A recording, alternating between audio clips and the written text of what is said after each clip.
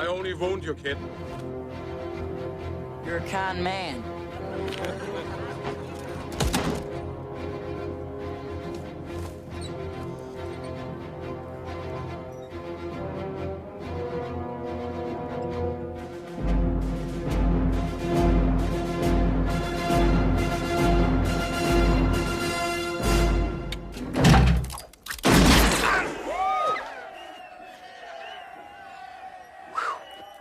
Damn, am I fast. Did you even see me? I was so damn fast. Woo! Boy! Hey there, Mr. Swedish Champion. Are you done? Stay down now unless you're still fighting. Yes, I give up. Kid's a winner. Not fast? Well, Sweden just a very small place.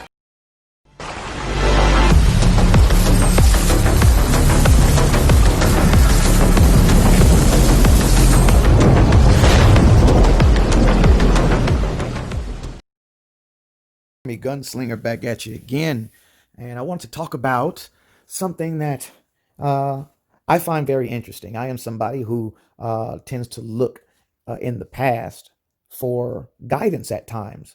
Look, the future is the future, the present is the past, the past. Okay, I'm not the type of person that dwells on the past so much that I miss the present and despise the future. However, I'm aware that there are jewels from the past that we can use in the present and future.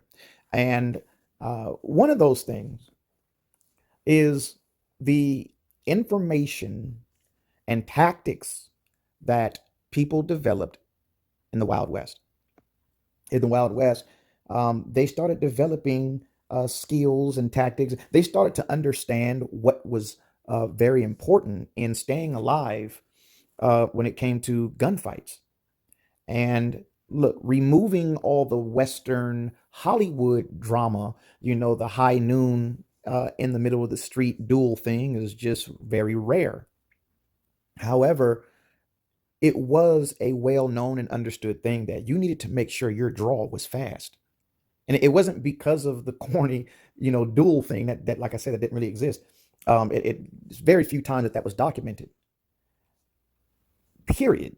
You needed to make sure your draw was quick, because if somebody decides that they are angry with you and they want to bring you down and they start reaching, the goal is to get that person to stop doing what they're doing, which is trying to kill you as fast as possible. That means you need a quick draw. What I see a lot of people doing is when they go train, they train with the holster that they don't usually carry when they're out and about. Because when it happens, if it happens, hopefully it never happens in your life, but if it does, it is likely going to happen, while you're out and about, while you're going to the grocery store, while you're running errands, or even, God forbid, just going out to dinner with your family. You don't know.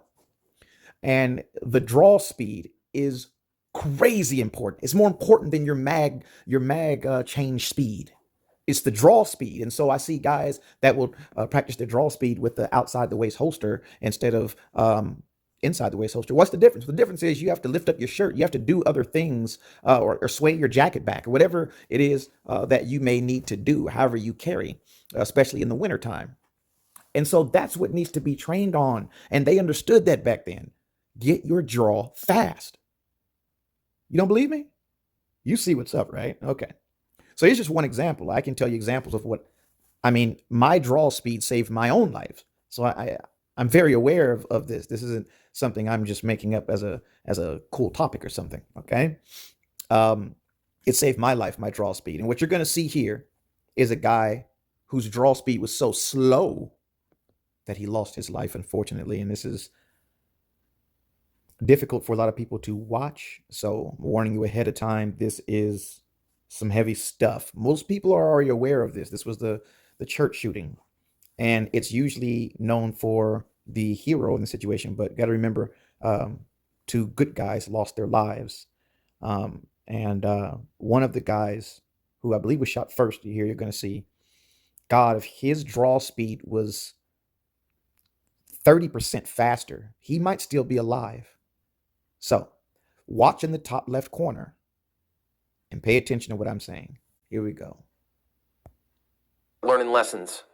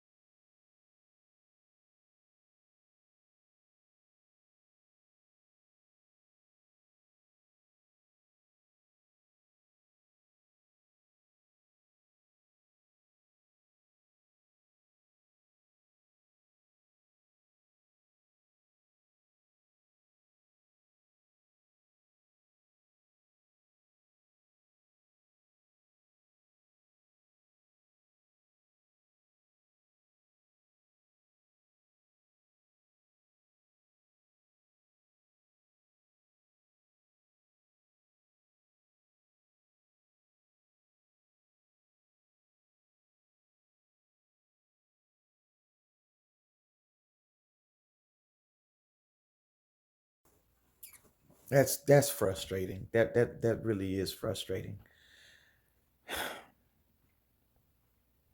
It's not something I want to speak on in any type of negative way because I don't want to make it as if that guy died in vain. Actually, that's more so why I want to take from it.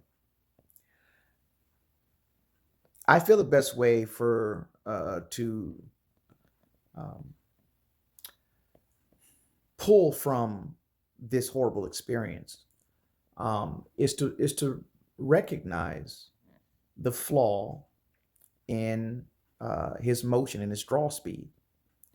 If he died for that, and we can look at that and say, okay, that's something that we need to work on. That's something that I'm gonna practice at home or work on, whatever, to make sure that my draw speed is fast, so that I don't end up with that type of situation. Then he absolutely didn't die. He didn't die in vain, regardless. He went down trying to protect the people inside of a church.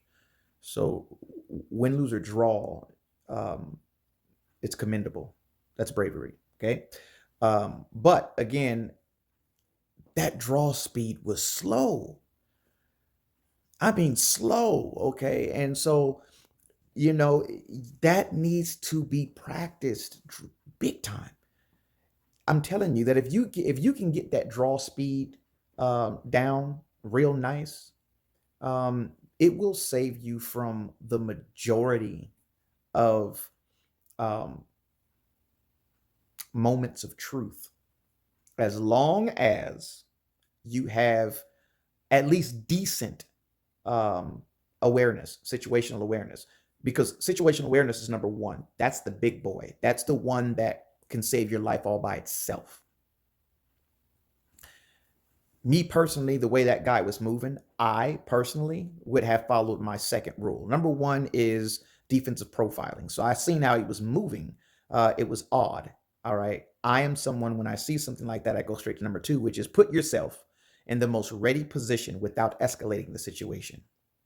So I would have made sure that my hand in that situation, the bare minimum I could do is make sure my hand is as close to the gun as possible, or however I need to draw. So if I need to lift my shirt up to draw first, then I'm going to grip my shirt. I'm going to do it in a very um, passive way, so that it doesn't look like I'm doing something. It doesn't look like I'm preparing for something. Put yourself in the most ready position without escalating the situation. So I would have been, uh, I guess you could say, halfway there already, because he was moving weird. And when you see that, it's time to get ready. If you're wrong and nothing happens, good. That's what you want. But there's no flaw. There's no negative, excuse me. There's no negative for preparing for something that doesn't end up happening. Okay.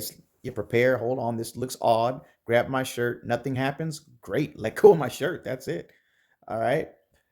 So go ahead and rewind this again if you need to. Just look at that draw again. Look at that draw speed. You can see it's really slow. And because it's so slow, And even when it's crazy thing is, I think he actually got the gun out, but even when he got it out, he didn't, draw on that. He didn't get that barrel in his direction and pulling the trigger. He really needed a lot more training because he could have fired from there if he wanted, I believe. There may have been people where that wasn't a good in that general direction where that may not have been a good idea.